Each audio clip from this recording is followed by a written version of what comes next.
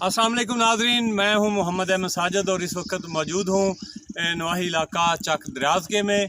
ये चक दराज के दरिया सतलुज के किनारे एक छोटा सा गांव है और इस गांव में कोई 2200 एकड़ रकबा तकरीबन पर ये मुश्तमिल गांव है।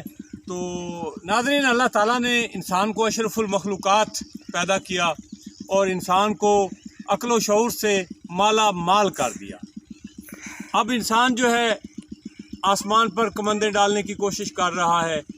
तमीर व तरक्की में आप देख लें, सनत व हिरफत में देख लें, गर्ज के इंसान जो है वो अल्लाह ताला का नायब होने के साथ साथ उसने ज़िंदगी के तमाम शोबाजात में तरक्कियां जो हैं वो हासिल कर ली हैं और मज़ीद जो हैं वो तरक्कियां इन्वेस्टमेंट में आप देख लें, बिज़नेस में देख लें और इन्वेंशंस में देख लें, तो इंसान जो है वो क्या से क्या हो गया।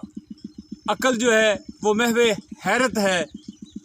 अब ये देख लें कि ये आपको नज़र आ रहे हैं कि ये घोंसले बने हुए हैं।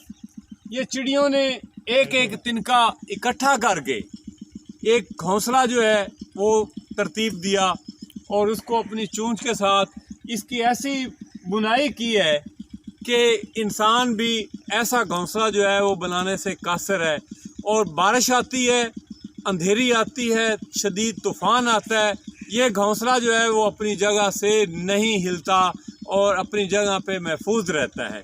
तो ये अल्लाह ताला की एक पैदावार है, प्रोडक्शन है, एक तख्लीक है, जिनके डिफरेंट कलर्स हैं। खूबसूरत कलर्स में ये चिड़ियाँ जो हैं दरिया के किनारे पाई जाती हैं और आप ये देखें कि कितने इन्होंने खूबसूरत किस्म के अपनी मेहनत से ये इन्होंने घोंसले बनाए हैं।